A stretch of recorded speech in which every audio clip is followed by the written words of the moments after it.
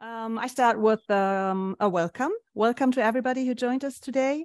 A welcome especially to our speakers, Sarah Stonbely, Jason Gibbins, and Steve Waldman. It's great to have you. Welcome to SciCon 2.0, Science Journalism in the Digital Age. It's a virtual lecture series organized by the German Science Journalists Association. It's easier in German, it's Wissenschaftspressekonferenz, and the Science Media Center Germany, SMC. My name is Christina Sartori. I'm a science journalist, and I will be your host today. The focus of SciCon 2.0 is topics that are relevant for the digital transformation of journalism. So it's about practical ideas that can be developed and implemented in Germany. SciCon is funded by the Federal Ministry of Education and Research. Thank you, therefore. SciCon started already in 2020 with a series of lectures. There we looked internationally for concepts and ideas to develop and, save the future of science journalism, no less. The lecture series in this year now, 2023, will run until September, and it will conclude in an international conference in Berlin in November. And there we will formulate recommendations as a result of all the input we got from the different lectures. That is the main idea. Today's lecture concentrates on local journalism. Its title is Reviving News Deserts, and it describes the situation in some communities in the US where independent local journalism doesn't exist anymore or nearly anymore. They are deserts of news.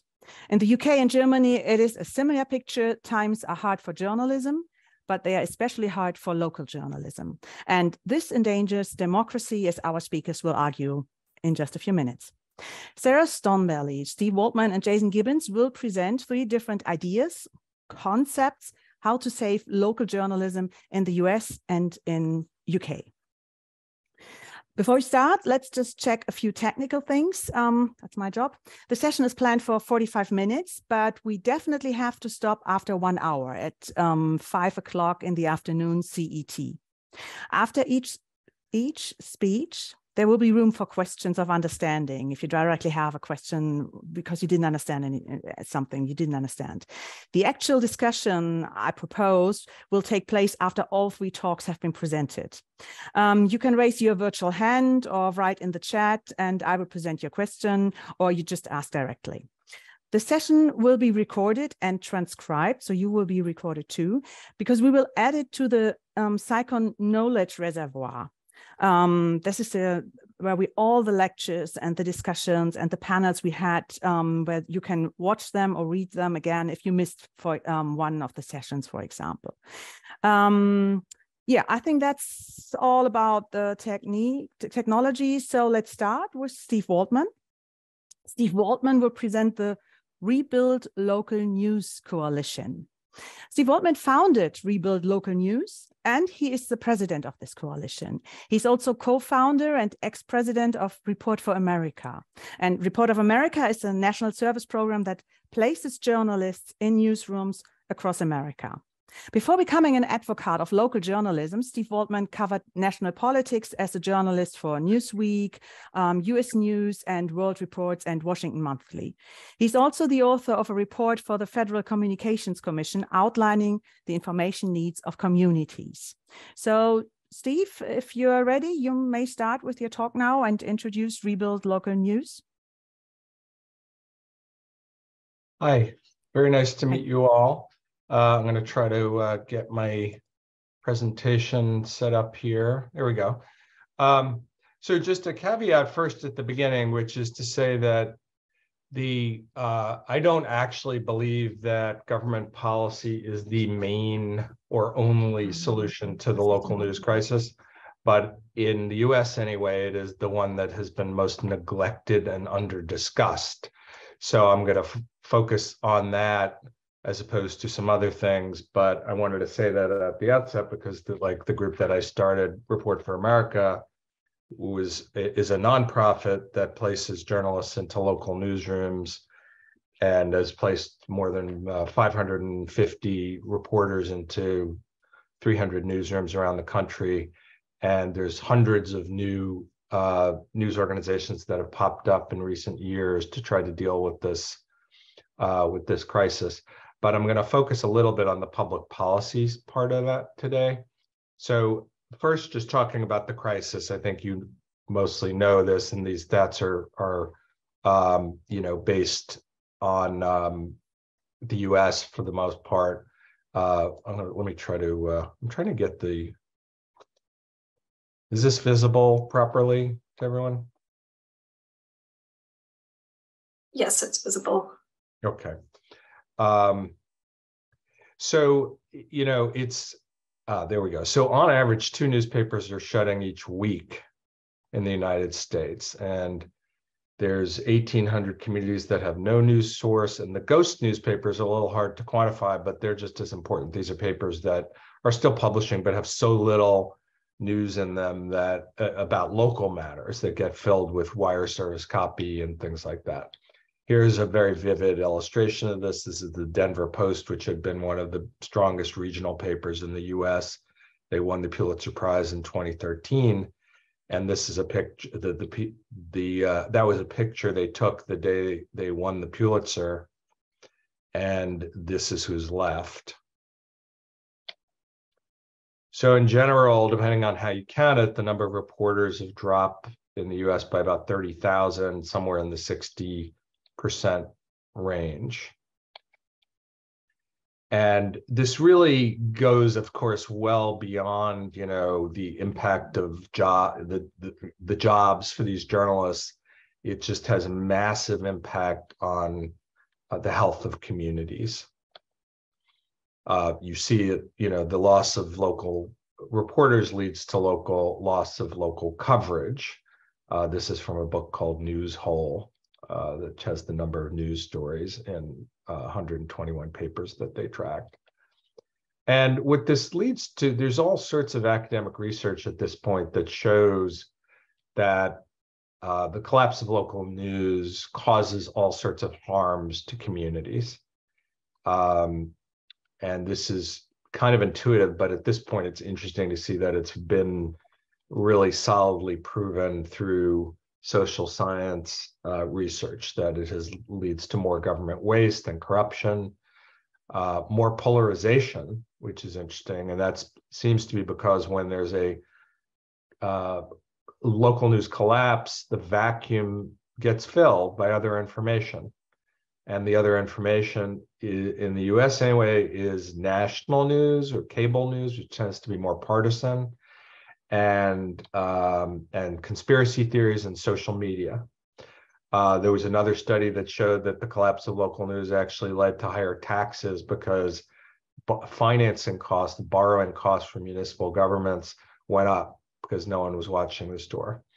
And all sorts of examples of it leading to lower voter turnout, less participation and in civic meetings and things like that. So it's really important to view this not so much as a problem of journalism, but as a problem for democracy, and on a more fundamental level, just the ability of communities to address their own problems, and for residents to make the choices that they want. As I mentioned, this notion that the vacuums get filled is becoming more and more an important part of the discussion. Timothy Snyder, who some of you may know, is a scholar who writes about authoritarianism, especially in Europe and Eastern Europe, although he's a professor at Yale. And it was striking to me, given what he has seen about authoritarianism around the world, that he identified the local news crisis as one of the most fundamental that is facing the US and probably other countries as well. So, as I said at the outset, it's not that I necessarily think public policy is the only solution here. In fact, I think growing philanthropy and the nonprofit sector is probably the most important, and strengthening the business models is essential as well. But in the US anyway, public policy around this area has been pretty neglected. I think it's different from other countries in this regard, where it's actually been a topic for longer and more explicitly. There's been a strong ethos here, and especially in the journalist community, against government involvement. But our argument in creating this very big coalition is that we can't take that view anymore, that the scale of the collapse is so big that it is just not likely that the philanthropic support is going to do the trick. So we need to look at public policy. And also, just in general, the concept is that certain types of local news are a public good. And so it's appropriate for taxpayers to be helping to support that. We've seen this in the US in the past. There have been various, in fact, although people don't really realize this and often will think that, there's no government involvement in the news. In fact, there have been important and key interventions by the government in news throughout American history, going all the way back to the founding, when the founding fathers had a postal subsidy that made it extremely cheap to mail newspapers around the country. It was actually a massive subsidy. This probably will be familiar to you. You can see that the US, compared to other countries, provides quite little in the way of taxpayer support for journalism in any regard. So in making the argument for public policy, we're kind of, going up against a tide of resistance to the idea that government should be involved. And, I should pause to say the concerns are legitimate. Like, it's easy to see, and we've certainly seen this in other countries around the world, that certain types of government involvement in supporting local news can be really problematic and give governments the ability to manipulate or reward or punish news outlets. So we take the concern very seriously. We just think we shouldn't be paralyzed by it, and that there are models out there, both existing and new ones, that can support local news in the right way. So this coalition formed in 2020 of it's now up to about 30 different groups, mostly national and state groups that represent news organizations and journalists, and philanthropy foundations, to try to come up with policies that will advance the ball. So these may not mean anything to you, but these are just some of the names of the groups that are in this coalition. It's a very broad range. So our first effort was focused on an idea that is interesting. It was a payroll tax credit for the hiring or retaining of local reporter jobs. So, and it would have been a very substantial support, $1.7 billion over 5 years. And it came quite close to passing, but it fell a couple of votes short in the US Congress. But then what happened is it started to spawn local versions of it. And there are, throughout in other states, efforts to do similar things. I'm going to actually kind of unpack some of these different ideas. This is kind of almost a policy menu right now that we're seeing in the US. And because it's now the attention is focused more on the 50 states, it will end up being a broad mix, but that's fine. It'll be kind of a time of experimentation, I think. So one approach involves giving tax credits to different participants in the sector. So I mentioned the incentives to hire and retain reporters. There's another idea that is a credit for consumers to subscribe or donate to local news. There's a tax credit for small businesses that advertise in local news. The fourth one is interesting. It's basically says, the government itself is an advertiser. It advertises in the US for all sorts of things. On the national level, it's, military recruitment and sign up for the census and things like that.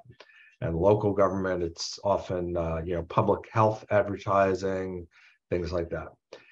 But if you look at how they spend it for reasons of inertia and technology and other things, it tends to go to either the biggest national publications or cable TV or billboards.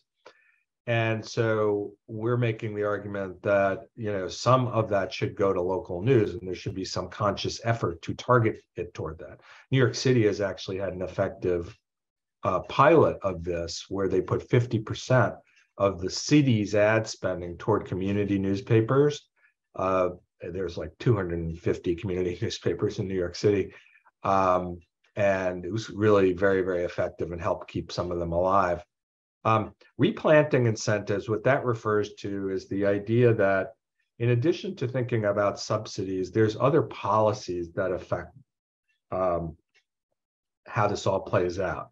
For instance, in the US, I don't know if this is as true in Europe, but one of the problems, in addition to the internet undercutting the basic business models by drawing advertisers away, you also have had massive consolidation and mergers in among newspaper chains, and including by financial firms. Private equity and hedge funds now own half the daily newspaper circulation in the United States.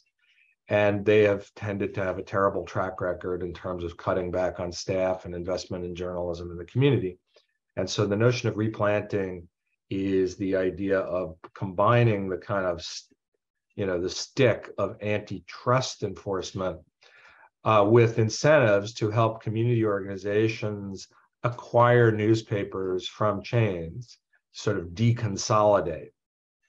Other states are looking at fellowship programs to directly place reporters into newsrooms, a lot like the Report for America program.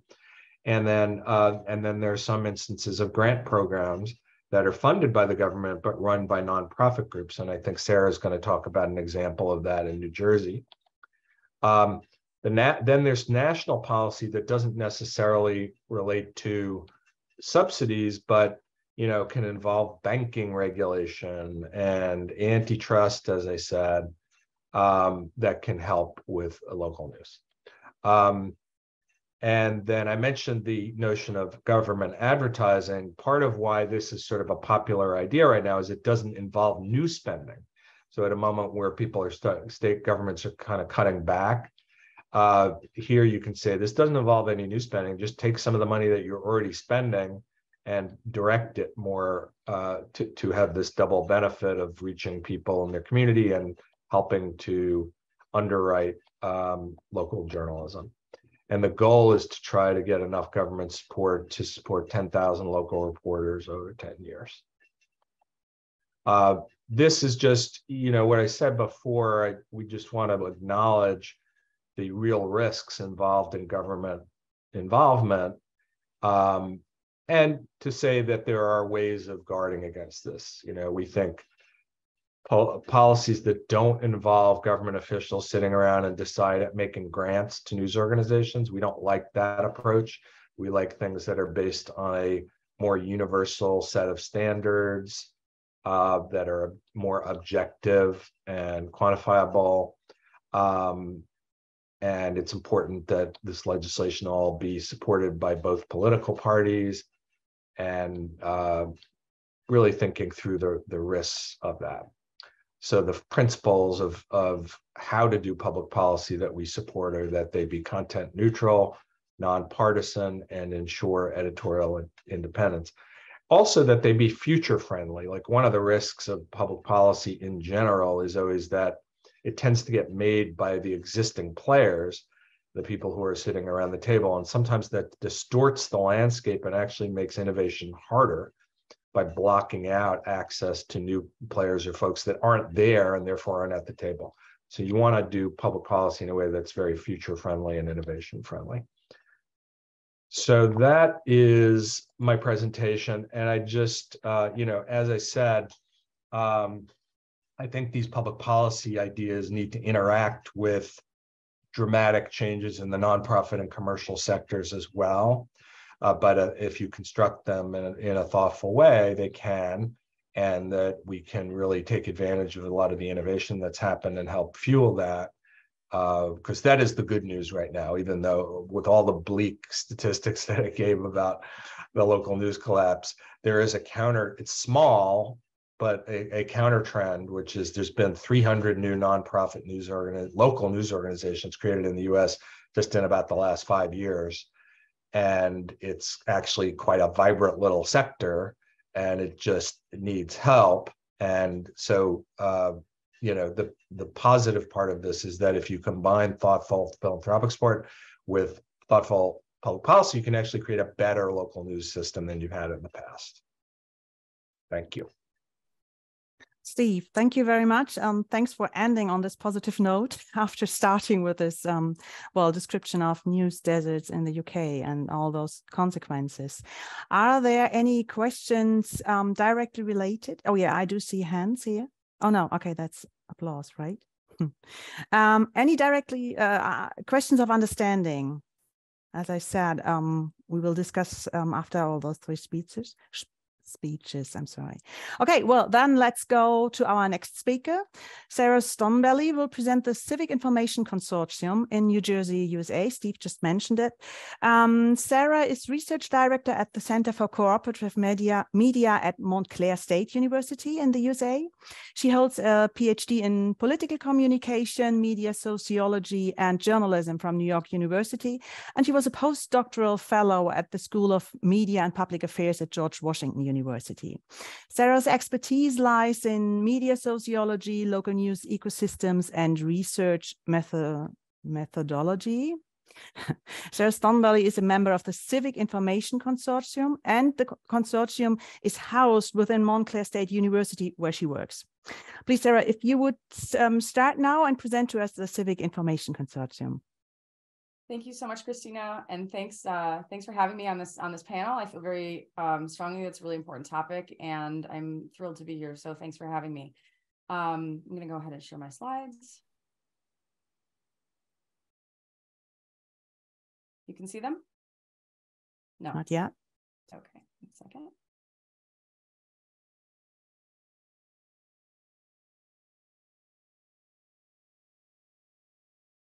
There we go.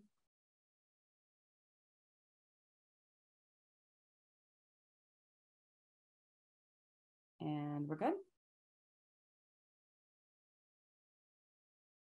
Everyone can see that? Yes. Excellent. Okay, great. Thank you.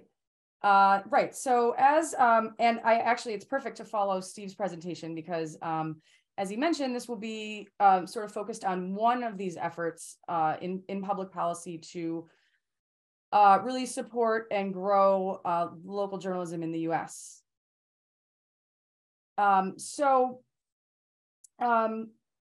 Sorry, let me just back up and say very briefly, right. So I'm at the Center for Cooperative Media in New Jersey. This public policy effort that's taking place with the Civic Information Consortium is based in New Jersey. And so the Center for Cooperative Media, which I'm, again, the research director of, has been very closely involved with the consortium from the beginning. And it's really exciting to see it happening. And I'll talk obviously a lot more about it in just a moment. But what I'd like to start with is sort of some contextual, and Steve did a little bit of this as well, information about the amount of public funding per capita that the US puts toward public media. So it's just over $3 per person, as you can see here, per capita. And that is more than Tunisia, India, and Colombia. But dramatically less than our friends in Germany and the UK, as we can see here and elsewhere, which make a substantially higher investment in public media than does the US. So we're starting from a very low bar. However, there is definitely room for optimism because the tide does seem to be turning in favor. Steve, I think, laid out very well, the forces, the inertia, and the sort of the concerns against, very direct public funding, run by politicians, et cetera. But there has been this real effort to be creative. Steve has been a huge player in this, the consortium, others, to really rethink what public funding can look like. And so it has stopped being an article of faith that the government has to be completely walled off in terms of funding.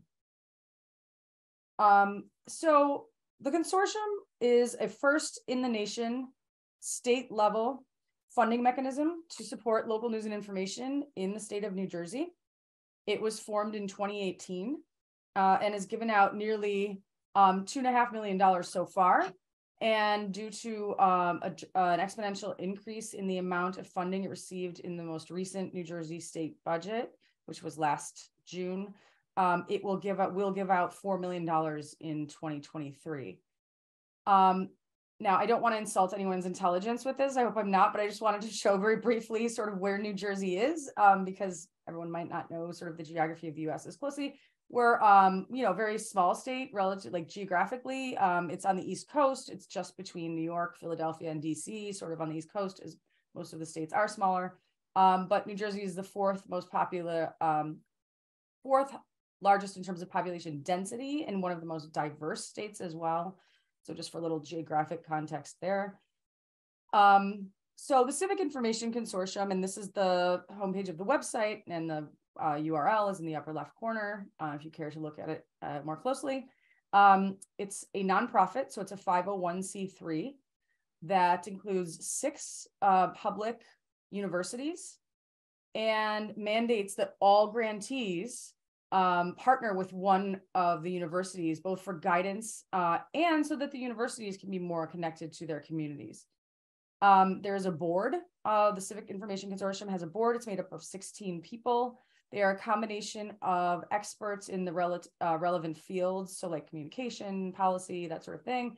And then a number of appointees by the governor, the state senate, and universities. And that was all sort of wrangled over and worked out in the course of writing the legislation.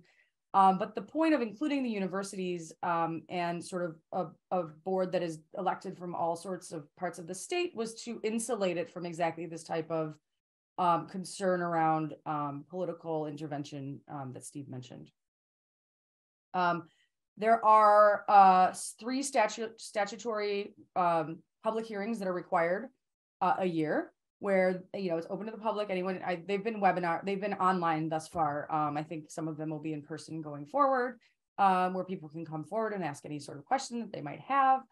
And there are, again, safeguards built into the legislation, which mandate that no one involved in the consortium on the board or anywhere else can have any ownership stake in any of the any of the projects that are given grant money, or exercise any editorial control that is stated explicitly in the legislation itself.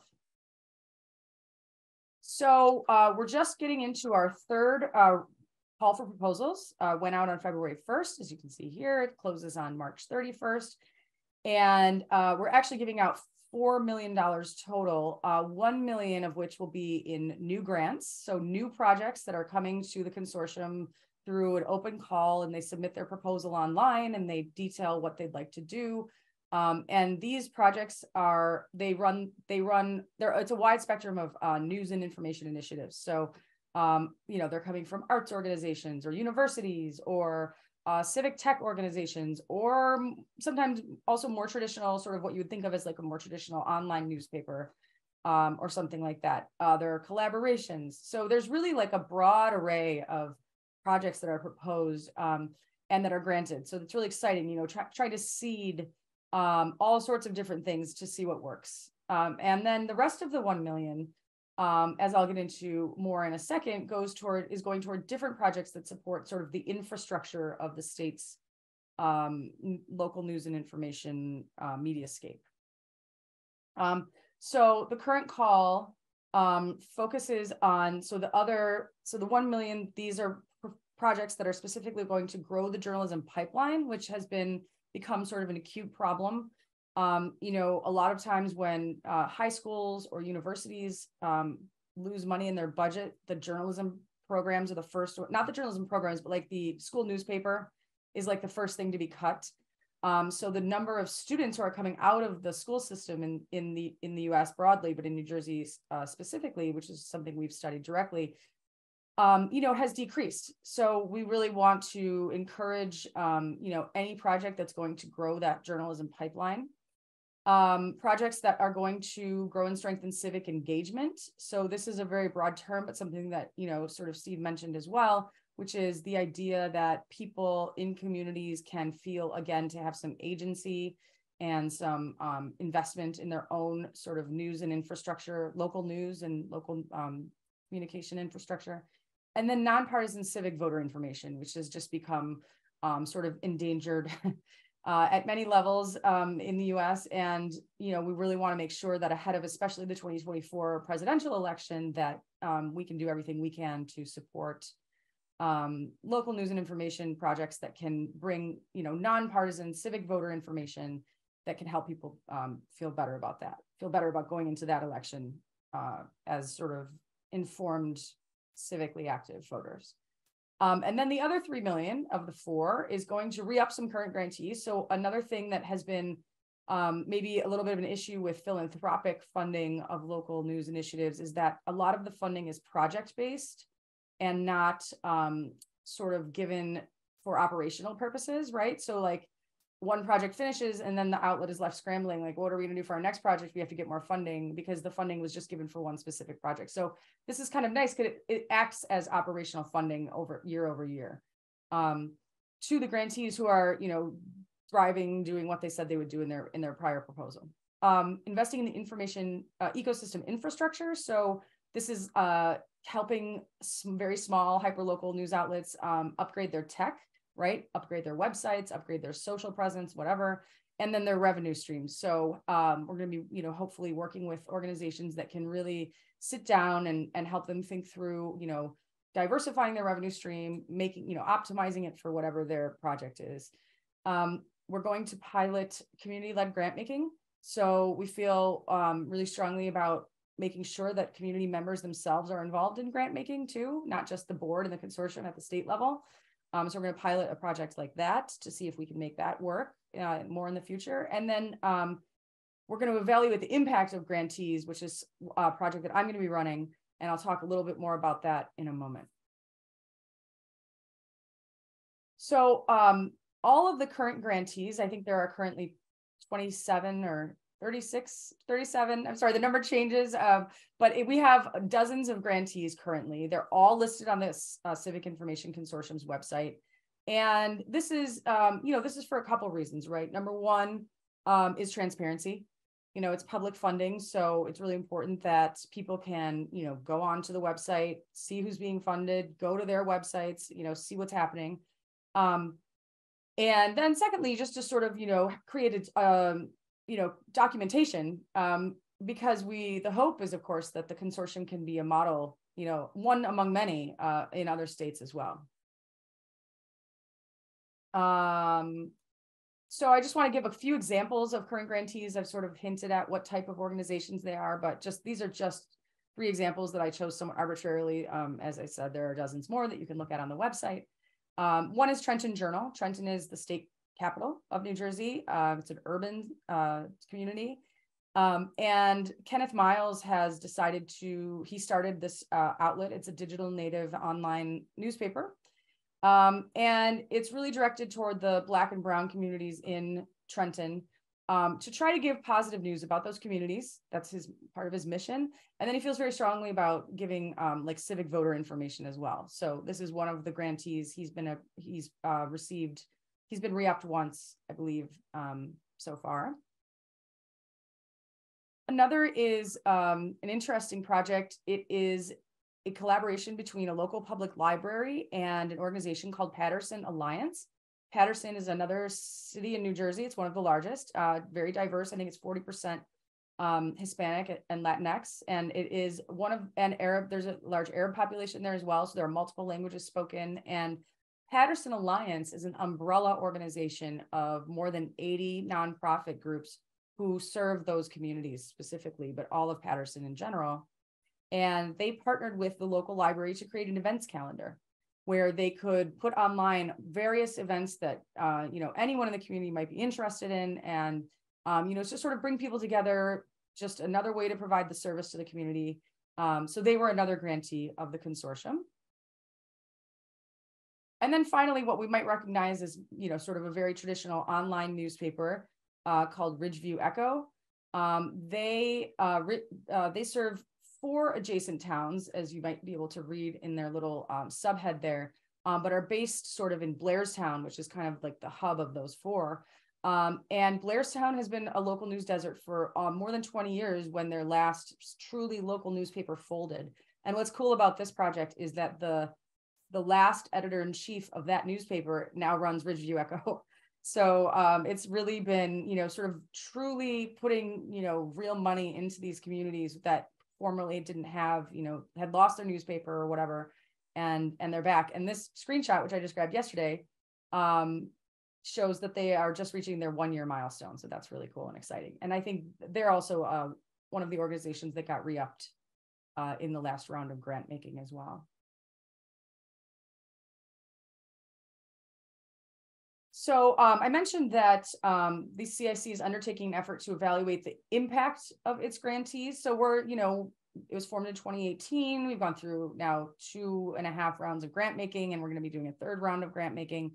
And it's time to, we have now like enough work behind us that we can start showing the impact from some of the grantees that have been CIC grantees. So I'm leading this effort, and I'm sort of thinking about it on 3 levels, and I'll just go through these briefly, but it's important to show the impact for 2 reasons. Number one, so that the grantees themselves can tell the stories of the good work they're doing, right? A lot of them either haven't thought about impact ever, or tracking it. They don't track it themselves. They're a very small, they're under-resourced. They're not a huge organization. And that requires time and energy. So I'm helping them do that. And they can tell those stories then to potentially other funders, to diversify their revenue streams or advertisers or whomever. But then secondly, so that the CIC itself can tell the stories of the good work that it is fostering. And obviously, we want to continue to receive money from the state legislature, which is renewed every year. And then, potentially, eventually, to get some private investment in the consortium as well. So I'm thinking about it in 3 different ways. I wanted to make it, as I said, a lot of these organizations are thinking about impact maybe for the first time, or they don't have really the bandwidth to think about it. So I wanted to just make it super straightforward for them. So I'm asking them, what is the impact of your work on your community? So this is like everything from online metrics, like your reach and your social media presence, to, qualitative data that really they have to gather, because it's the kind of thing that would be impossible for anyone outside of the community to really be able to know, right? But like, are they sparking, discussions in the public, in public discourse, right? Are they, creating local policy change? Amazing. So impact of their work on the communities. The impact of the program, of the CIC program on the grantees themselves. So, have they acquired new skills? Have they, I was speaking to a grantee earlier this week who was saying that they all just learned WordPress with the help of a consortium grant, so that any one of them can go in and update a story, or, post a story, or change a picture or something like that.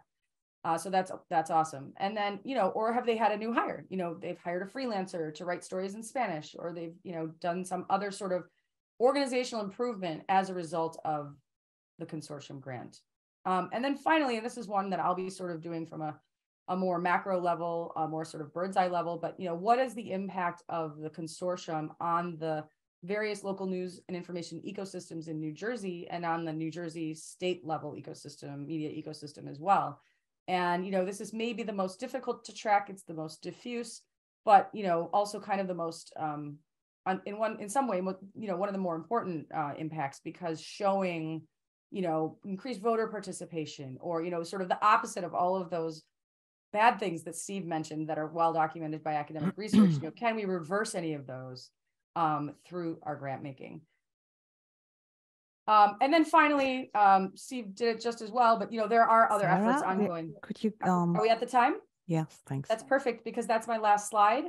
And I'm happy to take any questions and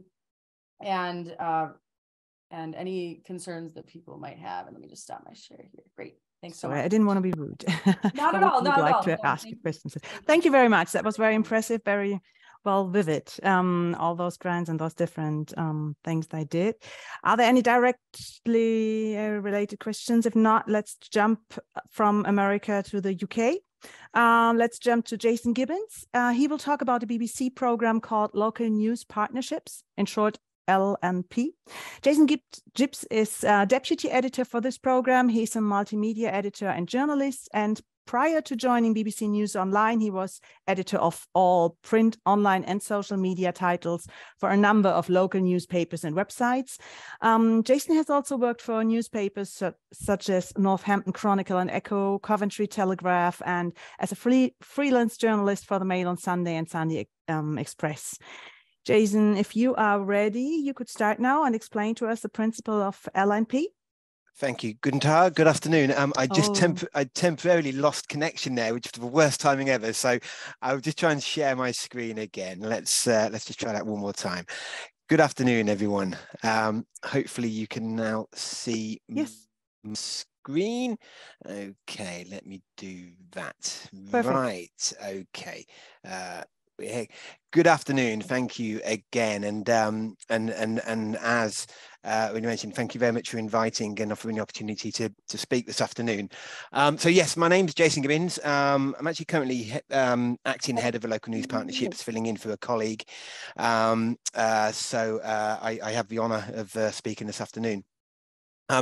Very briefly, as an overview, the local news partnerships is a partnership between the BBC and the UK regional news industry that was set up to support public service reporting, sustain local democracy, and improve skills in journalism. That's reading that from the background.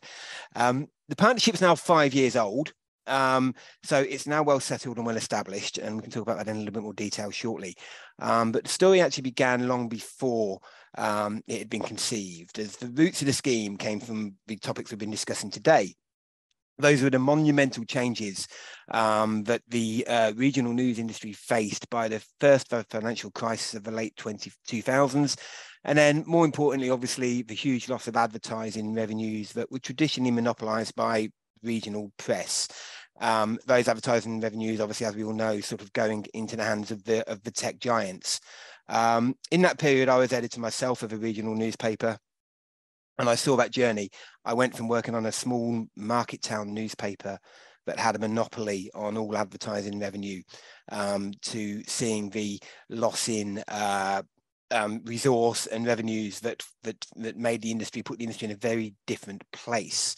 And this briefly sort of covers that period that I was an editor. I started as an editor in 2017, and by 2007, and by 2017 was the point where I just left the industry and joined the BBC. So these figures are now quite old, but they're very stark, and they briefly show the scale of the losses that the industry faced in the UK. It faced a 69% fall drop in advertising revenue over a 10-year period. It faced a 25% decline in the number of regional newspapers in the UK, and it faced a similar decline, 26%, in the number of frontline journalists. So big figures that changed the focus and position of the industry very, very rapidly. So yeah, as I say, so big figures, and that fall in revenues and number of frontline journalists meant it became increasingly difficult for the industry to find the resource to provide coverage of many areas, but in particular sort of local democratic institutions and processes. And so that was a problem in the UK that everybody knew existed, but no one was really sure how, at least partially, to resolve. So the first step for our project was, as an industry, starting to talk. And this slide shows a brief timeline of where we went. First step came in June 2014, when there was a revival of local journalism conference, which was organised by the BBC. And that was the first point where everybody interested in local news gathered in one room, and that was regardless of platform or competition. And they had a good conversation, a good talk about the challenges facing the UK regional news industry and what possible solutions are out there. And it was a real groundbreaking moment because from that came a speech in 2015, which started to outline 3 initial ideas that perhaps the BBC could do to support. And those 3 initial ideas were to syndicate video, build data journalism skills, and employ some local government reporters to fill what was very clearly becoming a local democracy deficit, a democratic deficit as it's known in the UK. So then we sort of continued to move, and the conversations continued. And so in 2016, finally, there was a key moment when a letter of agreement was signed between the BBC and the News Media Association. The News Media Association, just for information, is the representative body of the UK's national, regional and local news. So the BBC and the NMA signed a letter of agreement. That agreement was written into a government white paper, which was published in December 2016. And then we were away. A process that's now 5 years old started to be launched. And we, the BBC, as part of that arrangement, took responsibility for launching and developing the 3 core services: the local democracy reporting service, the shared data unit, and News Hub. Just on the screen, you can see a very brief outline of what those 3 services are. News Hub is a bank of BBC News video material for use by online regional news partners. So BBC regional news programmes share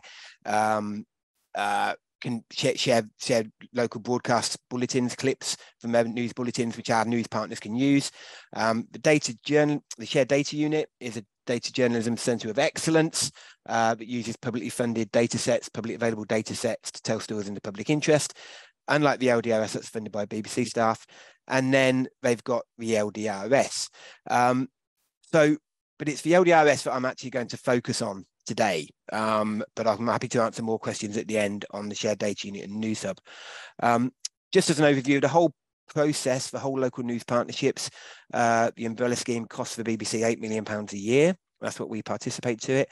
And the local democracy reporting service specifically costs around £5 million a year. So €6 million effectively on today's exchange rates.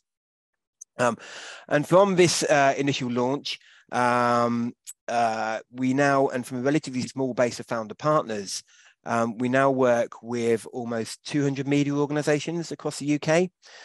So that's 200 individual media organisations who jointly are responsible for in excess of 1,000 individual print, online, radio, TV, news brands. And as approved partners, those 1,000 news brands get free access to all content that is created by the 3 separate elements of our scheme: the LDRS, the SDU, and News Hub. So, as I say, the first part of the scheme to actually launch was in September 2017, and that was a shared data unit, which uses those publicly available data sets to tell stories in the public interest. But as mentioned, for the benefit of this, I'm going to focus primarily on the development and growth of the LDRS. So the LDRS was launched in 2018, January 2018.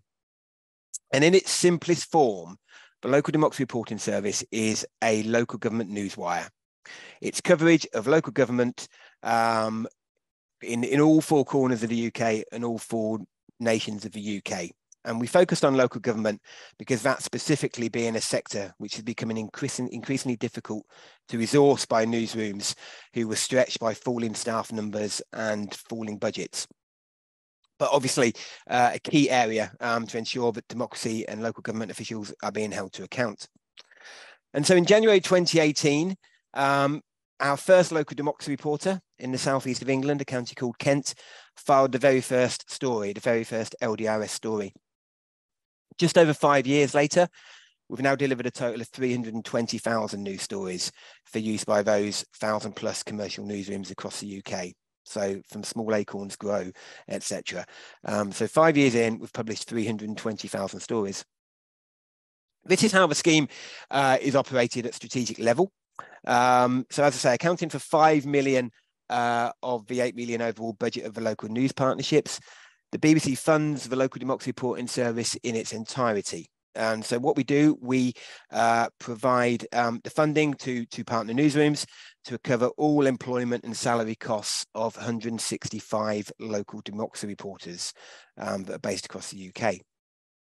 We also oversee the service. We have a top level responsibility management of the service, and we provide the tech platforms so that all the stories can be shared to the newswire. But crucially, and really importantly, we don't employ the reporters. That responsibility falls to a smaller selection of our partners known as suppliers. So those 200 media organizations that are approved partners of the scheme, that have those 1,000 plus brands that I was talking about, a small selection of those are known as suppliers. And we, by contract, embed reporters into their newsrooms. So they manage the scheme on a day-to-day basis. They're responsible for ensuring that all stories meet required editorial standards, and they are responsible for publishing the stories to the newswire.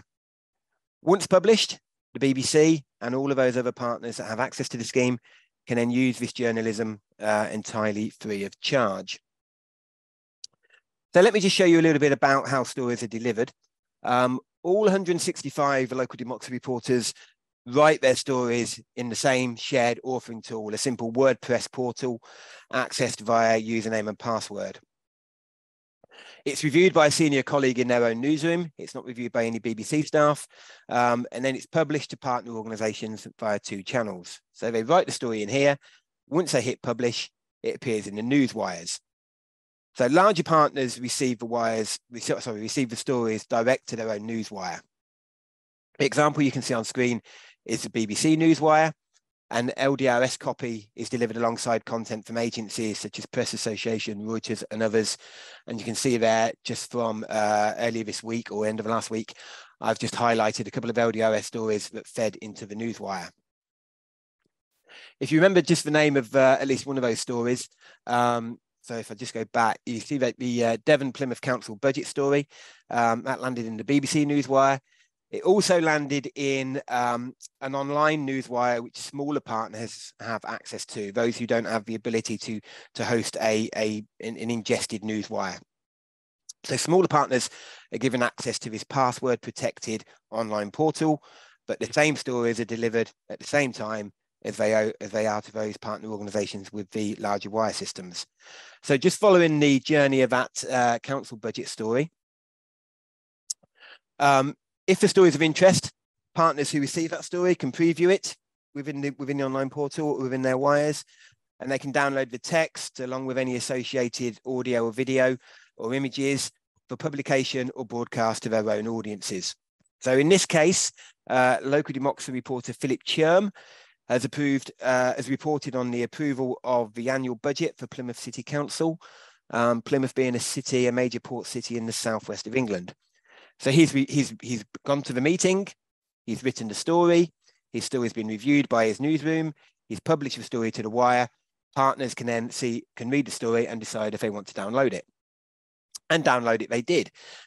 Philip is employed by a company called Radio X, a radio broadcaster.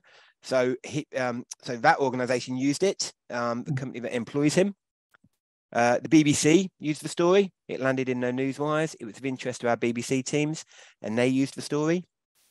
And Plymouth Live, which is a print and online news outlet owned by Reach plc, Reach being one of the largest media groups in the UK, they also used the story.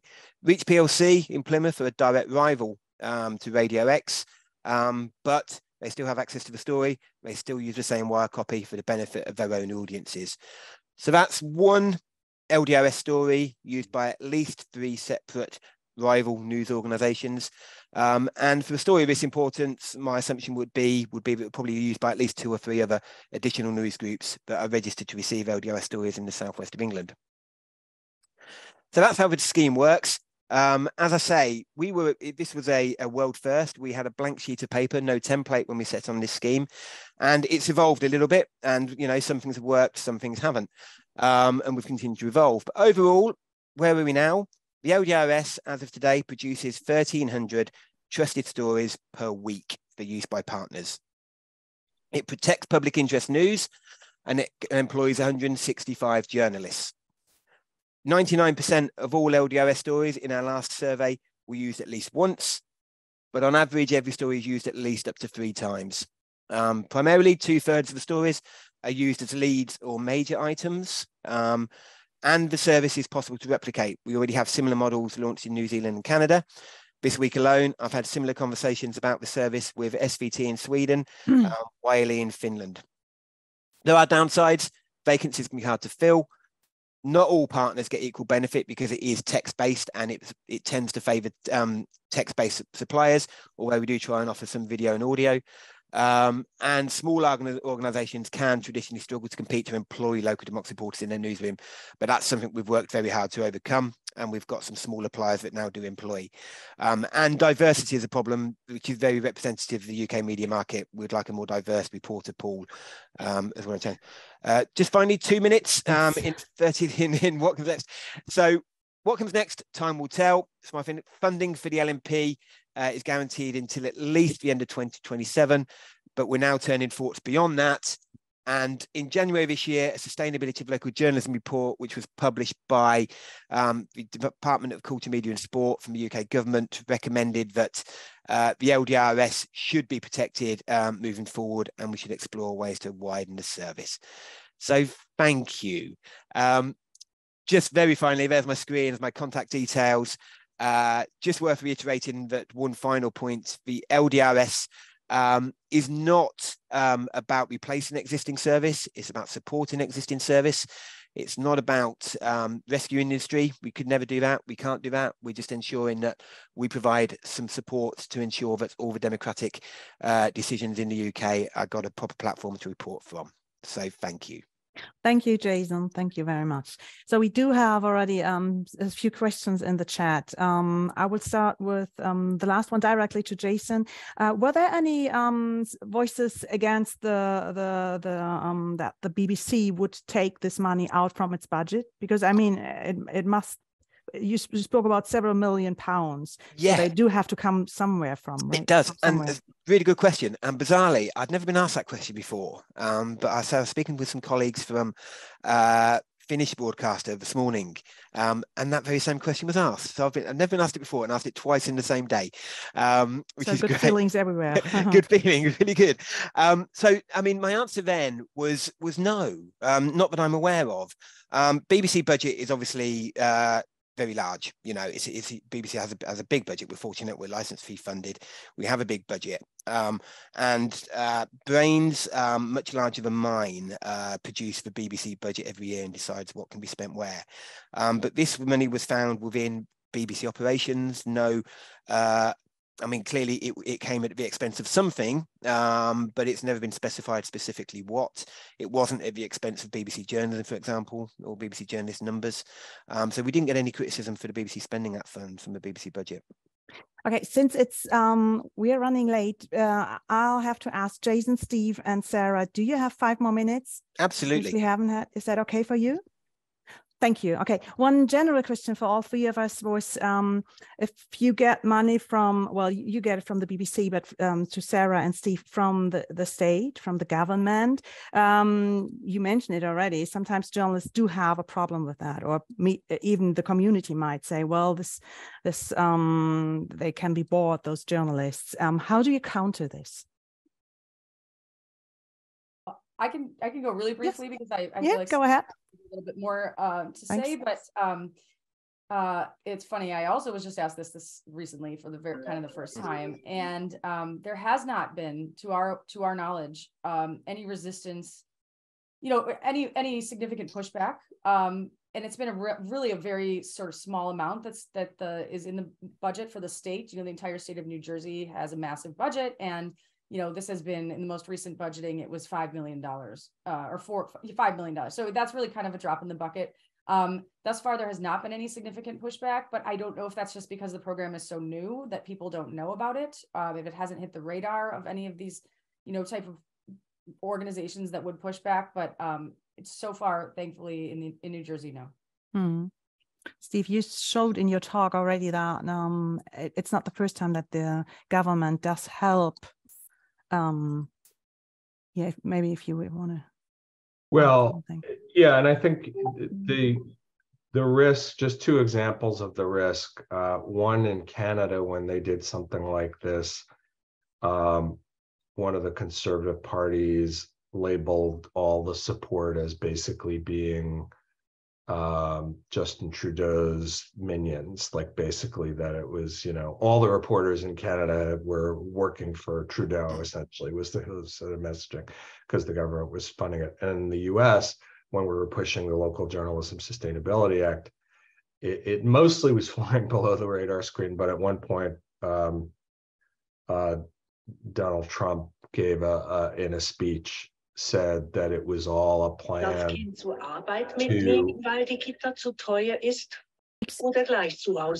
me, someone has to close his phone. Okay. Yeah, go ahead. I'm sorry. That Trump said it was all a plan to have the, Biden support the liberal media. So it will be attacked on those grounds, and we have to be careful in structuring it.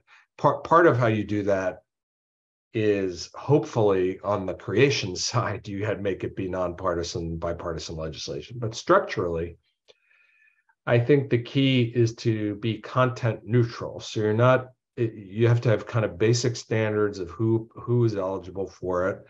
And that is going to include conservative outlets and liberal outlets and outlets that aren't really identifiable as either.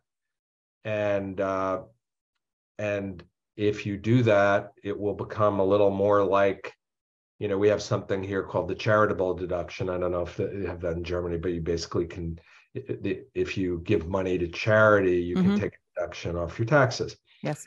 And it's widely popular, even though it is kind of a subsidy for, Sarah's subsidizing all my crazy charitable choices. But everyone kind of is happy to tolerate that diversity because it lifts up the whole field. And that was, I think, the premise of a lot of the previous efforts, like the postal subsidy is very diverse in who the recipients are. And yeah, I don't like some of who gets it, but people I like get it. And it is a kind of open question whether in this new, more polarized, setting, whether people will tolerate that kind of diversity. But in other contexts, it does work. So I think program structure matters a lot. I think one thing that they did to me, grant programs are the toughest ones to pull off. And they have advantages because they can be way more precise and targeted toward need. But they also have probably the most prospect for manipulation if you do grant programs in the wrong way. So it's significant that the way New Jersey set it up was not as a government agency giving out the grants. The government funds it, but it is funded through an independent nonprofit organization, which itself has various governance rules and rules about who is on the board and transparency and things like that. So they were, I think, very conscious of how to set up the firewalls, to do it. So I do think it's kind of the combination of the politics of it, of you really want to, I'm working with all these states, and in these democratic states that bills are moving forward. And I keep saying, could you please get Republican co-sponsors for this? And they say, we don't really need that here because it's a democratic state. And I said, we do need that, even whether you need to pass it or not. This has to be a bipartisan thing, or else it's just going to become a thing where, it's going to become another culture war thing where Democrats support local media and Republicans oppose it, and that'll make matters worse. So since we are looking for ideas to implement in Germany, do you have any recommendations like this was really tough, avoid to do this, or this thing or this idea or this way really helped us? Steve, Sarah, Jason? I would just briefly say, I think the challenge is, clear, Sarah and Stephen have, where we are is a very similar story. It's not because of despite what the regional press might say, the BBC isn't responsible for the challenges faced by the regional press in the UK. It's a global issue, and funding for journalism it is a challenge in at least all of Western Europe or the Western world. So I think my advice is talk. Partnership is partnership. The most important word in our scheme is partnership. You know, we, the BBC, have spoken and worked with the commercial news sector. We've created a partnership. We've created a scheme that is in the benefit and the interest of all. And it's a case of putting aside in some way traditional media rivalries. You know, there's a phrase about the UK media, dog eat dog, where, you know, you would always fight. It was competition, it was about sales, it was about revenues, you know, and you do that. But I think you have to put aside those traditional rivalries and work for the greater benefit. And you can still compete against each other. You can still disagree on other areas. You can still, you know, the BBC is still in constant communication with the commercial sector about things that we're doing that they don't agree with, that the commercial sector doesn't agree with, and that will be challenged. But we have this partnership that is for the benefit of all media platforms in the UK, or as many platforms as want to be a part of it, and B, most importantly, the UK public. Who now have an insight into decisions being made in their name in local government chambers. Sarah, I saw you nodding. Yeah, well, in New Jersey, I think there were two really important ingredients that led to the passage of the Civic Info Bill and then the creation of the consortium. Number one, there was this policy window that was created by the sale of spectrum auction in the US, which was sort of an anomalous kind of one-off type of event, but it created this opportunity. It became a financial windfall for the states who had valuable spectrum that were sold to private companies. So they had this windfall of money that was like sort of the impetus for the whole thing. So that's a little bit hard to replicate. But then secondly, and as importantly, there was this immense, massive grassroots effort on the part of Free Press and the Center and all these other players who really saw that this opportunity was coming and went around the state for months and months and talked to people, local people, recorded their answers through surveys and focus groups and meetings about their local news and information and how they noticed that it had become so anemic and they were missing, you know, local news, and really created this groundswell that became in the end, I think, very difficult to ignore for politicians, for the politicians who then ultimately enacted the Civic Info Bill, which became the consortium. So I think if you're trying to replicate it, those are kind of two ingredients that, you know, to varying degrees sort of might need to be there. You know, a lot of these ideas, the other ideas that I talked about, are very new and haven't actually been implemented anywhere yet. So I can't, in good conscience, you know, say any one of them has proved themselves. I think conceptually what I like about them is that they are entitlements. You don't have to go back to them every year for a new appropriation. They have sort of universal standards. You don't have to, as a small entity, have to know how to apply for grants. You meet simple standards, and if you meet them, then you get it. It's more of a blunt instrument, most of these, in that way. It's less fine targeted, but I think in the long run, they'll be more durable using that approach. But that's speculation at this point. Let's hope it works. Are there any more questions? Okay, well, I did have a lot more, but since we are running really late,